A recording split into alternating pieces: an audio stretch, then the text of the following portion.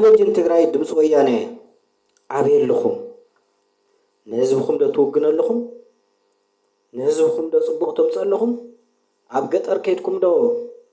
ዝለምዓን ዘይለምዓን ጎበታትኩምና ሕርሻ ናይ ትግራይ ትዝግበለኹም ሞስነታት ኣበይ ከም ዝለምዕ ዘሎ ማይ ኣበይ ክሕጥረትኩም ዘሎ መብራህቲ ኣበይ ክሕጥረትኩም ዘሎ ዝበረሰ ግራባት እንታይ ይኸውን ከም ዘሎ ትካታተሉን ትዝግቡን ኣለኹም ዶ ወይስ ደቂስኩም ኢኹም ዘለኹም አንቱም ሚድያታት ክልቲአን ሚድያታት ናይ ትግራይ ቲቪና ድምጽ ወያነን ናይ መራሕቲ ትግራይ ቃል መቐበልቲ ወይ ተቐበልቲ ኢኹም ኮይንኩም ዘለኹም ሎሚ ኢኹም ንሽተይ ተማሓሽ ዘለኹም በር ቅድሚ ሕዝማ ምስ ጸላዕቱን ወጊንኩም ነይርኩም ህዝቢ ትግራይ ይፍንፍለኩም ኣሎ እዩ ፈጺሙ ዝከታተለኩም ሰብ ትስእነለኹም ኢኹም ስለዚ መጀመርያ ትገብርዎ ዝግባኩም ዓርሰ እምነትኩም ከም ጋዜጠኛ መጠን ዓርሰ እምነትኩም እንታይ እዩ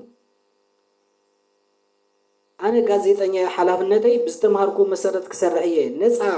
ኮይነ ክሰርሕ እየ ካብ መርሐየይ ብዝተቐበልኩ መሰረት ሓቂ ክሰርሕ እየ ዝብል ነገር ኣብ ርእስኹም ሕዲርኩም ትንቀሳቀሰለኹም ዶ ፈጺምኩም ኣይንሪኦኩምን ዘለና በቃ ናይቶም መራሕቲ ቃል እናተቐበልኩም ንሳዝበልኩም እንዳተዛረብኩም ኢኹም ትኸዱ ዘለኹም እምበር ፈጺምኩም ንህዝብኩም ዘንቅሕ ንህዝብኩም ዘልምዕ ንህዝብኩም ዘለዓዕል ስራሕ ክትሰርሑ ርኢናኩም ይንሰምዕን ኣይረኣናኩምን ኣይሰማዕናኩምን ብጣዕሚ በተለይ ትግራይ ቲቪ ምንም ዓይነት ኣብዚ ደረጃ ዝንቅስቃሴ የውልኩምን ድምጽ ወያነ ውንኩም ድምጽ ወያነ ናይ ትውድብ ልሳን እዩ ጥራሕ እዩ ዝሕልፍ ካብዚ ወፃእ ክትሕልፍውን ዓርሰ እምነትውን ሓዲርኩም ከም ጋዜጠኛ መጠን ክትሕልፉን ኣብቲ ጽጉም ሕብረተሰብ ኣቲኹም ኣብቲ ተጸገመና ሓረስታይ ገባርን ኣቲኹም ክትዛረቡና ክትዘግቡን ርኢናኩም ኣይንፈልጥን እዚ ከዓ ናይ ባዕልኩም ጸገም እዩ ጋዜጠኛ ከምዚ ዓይነት ክኸውን ሓሲብና ኣይንፈልጥን ንኣብነት ናይ ወርቅ ዕደና ወረርቲ ለያቡ ከመይ ገርኩም ተኾንኩም ዘይተጋልጽዎ ወርቅ ዕደና ኣብ ሽርሕ ዝግበር ዝነበረ ማንም ጋዜጠኛ ኸይዱ ክዝግብ ርኢና ኣይንፈልጥን ወላ ናይ ድምጽ ወያነ ይኹን ወላ ናይ ትግራይ ቲቪ ይኹን ፈጺሙ ክዝግብ ነቶም ጽቁናት ማሕበር ተወዲቦም ዝንቀሳቐሱ ነበሩ ንዓቶም ክሕግዝ ወይ ድማ ሓን ጸገሞም እንታዩ ክብል ርኢናኩም ኣይንፈልጥን ወረርቲ መሬቱን መን እዮም ዝወሩ ዘለዉ ሕዚ ኣብ ዓድዋ ዝግበር ዘሎ ብጣዕሚ ዝኸፍአ ነገራት ኣብኡ ኸይድኩም ክትጻርዩ ክትዝግቡ ሰሚዕናኩም ኣይንፈልጥን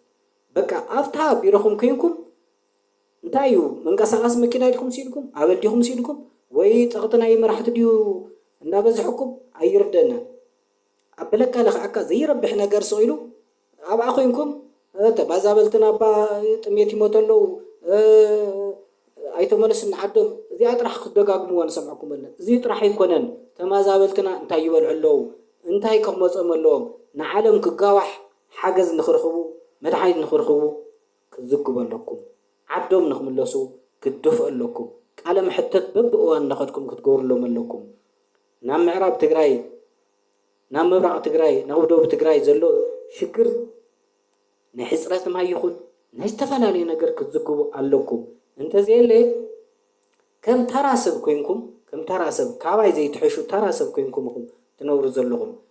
ስለዚ ክልቲኽን ሚድያታት ብጣዕሚ ብህዝቢ ትግራይ ተጸላዕነት ትረኽባ ኣለኽን ካብዚ ንላዕሊ ክንዛረበኩም ይንደልን ኣብ መድረኽ ኮፍ ኢልና ኣብ ሓደ ምሳኹም ክንዛረብ ዕድል ስለ ዘይንረክብ ታዘለትና ሓበሬታ እዚኣ ኢና ክንገብር ንኽእል ስለዚ ስርሑ ዘይትሰርሑ ተኮይንኩም ሚድያ ይትበሃልን ናይ ጸላእ ሚድያ ኮይንኩም ኣለኹም